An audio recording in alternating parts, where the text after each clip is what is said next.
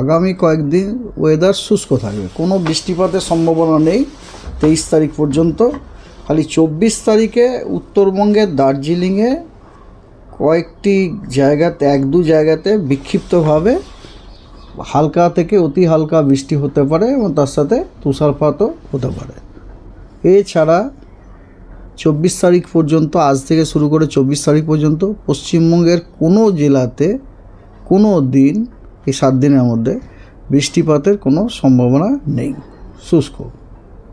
কলকাতা, আমি পশ্চিমবঙ্গ যখন বললাম, I think Kolkata is also included না? হ্যাঁ। আর কি শীত পড়ার 18 তারিখ, আজকে তো 18 তারিখ, যদিও আমাদের ব্যাপারটা হচ্ছে যে সেরকম জাঁকিয়ে পড়ার ব্যাপার না। অলরেডি এখন টেম্পারেচার আপনার আজকে মনে হয় 15.2 না কত আছে, তাই না? 15.2 চলছে এরকম।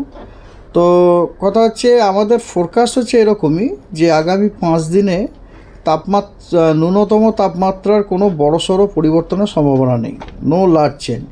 বড়সড় পরিবর্তন বলতে বোঝায় 2 degree and above, 2 degree and above, কিন্তু 2 ডিগ্রির কম টেম্পারেচার কিন্তু ফল করতেই পারে। তো কথা হচ্ছে অলরেডি আমাদের স্টেটগুলোতে, আমাদের স্টেটে জেলাগুলোতে northerly wind, already straight northerly wind পাচ্ছি। তো ইন দ্যাট কেস হয়তো টেম্পারেচার 1 ডিগ্রির মতো আপনার কমলেও করতে হবে। তবে ইন এনি কেস গতকাল আমি ব্রিফিংয়ে যেটা বলেছিলাম যে অলরেডি আমাদের ডিপার্টমেন্ট আপনার এই উইকের জন্য, এই উইকে এবং পরবর্তী উইকের পরের উইকের জন্য আপনার কী বলে multi model extended range forecast already issue করেছে, এবং অ্যাজ পার আমাদের ডিপার্টমেন্টের যে ফোরকাস্ট, সেই ফোরকাস্ট অনুযায়ী পশ্চিমবঙ্গের জেলাগুলোতে, মেনলি দক্ষিণবঙ্গের জেলাগুলোতে আপনার তাপমাত্রা, ন্যূনতম তাপমাত্রা স্বাভাবিকের থেকে কম থাকার সম্ভাবনা আছে। ঠিক আছে।